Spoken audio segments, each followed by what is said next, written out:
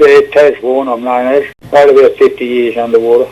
I quit about a bit less than 10 years ago. I was born in Pambula, and family-wise, we'd always eaten mutton fish, was the local name.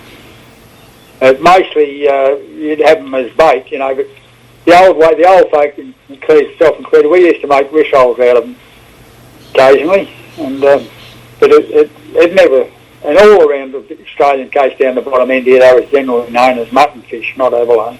Well, I got there in '63 after I left Tasmania. I'd given ab diving away, both in Victoria and Tasmania, because at that time, surprisingly enough, there was no real money in it. It was a good lifestyle.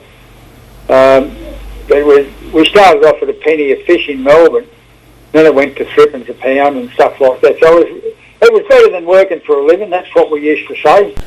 Oh, yeah, it's certainly changed. Like when we first started, for example, virtually there was no credit or anything. So to get anything any good, you had to have money, and nobody had money much in early 60s. Nobody had surplus. One or two older ones perhaps, but you know what I mean. So we started off very ragtail, and it didn't matter what you could, as long as it floated, it was all right. And then my first nice boat was a 19-foot Haynes, which is just a toy today. But 100 horsepower Merc on it. We built the cuddy on the shores down there in Marimbula Lake, or rebuilt it. That was actually an old Cooter boat from down here. I think it was Jack Gray that owned it. And old Gray's up this way. But he took it down there. I don't know when he took it there. He would have taken it there probably in the 50s. So I bought it. I forget, we didn't pay a lot for it, but it was pretty run down. It was an open boat. So we completely stripped it back. My cousin and John Gibson and me, Johnny Munn, that's my cousin. He was a carpenter down there them days, so we totally rebuilt it, put a deck on it and a little wheelhouse. We put a new engine in it, and I sold it to Jack Lucas. And then there was a bloke from just the other side of Barnsdale, Tommy Bidwell.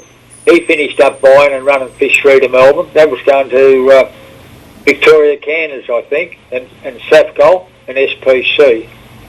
And then Jack Lucas come down, and he sort of pretty well dominated after a short while when he come down and got himself established. We were pretty opportunist, I suppose, you know. Price rises occurred where you wanted the best money and stuff like that, so we sold to a few people. But Tom Bidwell was a bit of an early days legend, but he was a hard-working truckie, really. I don't know that he made a lot of money out of them, because abalone, when you shell them out, they drain so much juice that you could buy 100 kilos, and depending on the treatment of it, you might only actually sell in Melbourne 90 or 80 or 90, 85, 90, you know. So that was quite a bit of money to be losing. A lot of people got burnt like that, not intentionally from the dive industry, but they didn't understand their product. You know, when we used to sell them in the salted meat, that had finished all the salting. In fact, they would sort of dry them out a bit too. They were all toughened up. So when you put them in a brine, they often sometimes take a bit of weight up.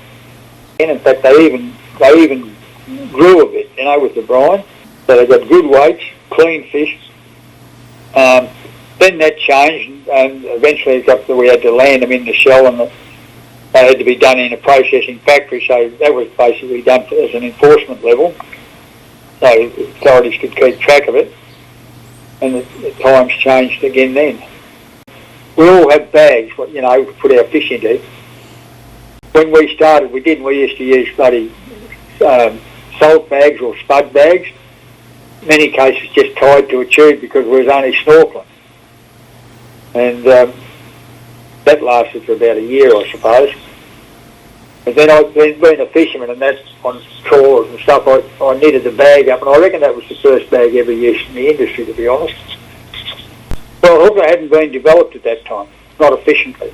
For economics and ease of diving, like hooker diving is a lot easier than tank diving. One, you can go all day without getting out of the water if need be. But with tanks, you could only get... Even though a mate of mine, Donny Hayes, he's still at Malakuta. You know, we'd get an hour and a half out of a 72 tank, and then you had to get up and change tanks, so you had to have a 3-stage compressor on board, and, so hooker was a lot easier. As long as your decky kept the petrol up to it, you could run on the one pump all day.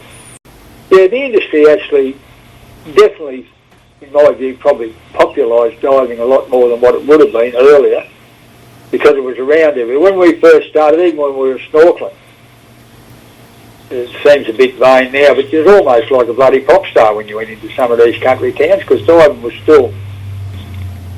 nearly every fishing port you're jumping in the water. Well, if you don't jump in there, you'll get bloody eaten by sharks, But, yeah, never happened, but there was a lot of superstition about it, for want of a word.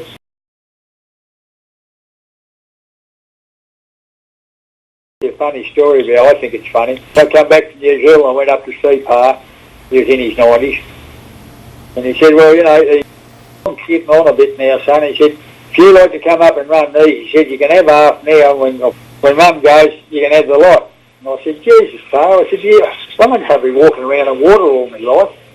And then about 6 months later, I spent the rest of my bloody life in it, and that's a bit ironic. I think if the old bugger's still alive, I'm sure he'd be chuckling at that.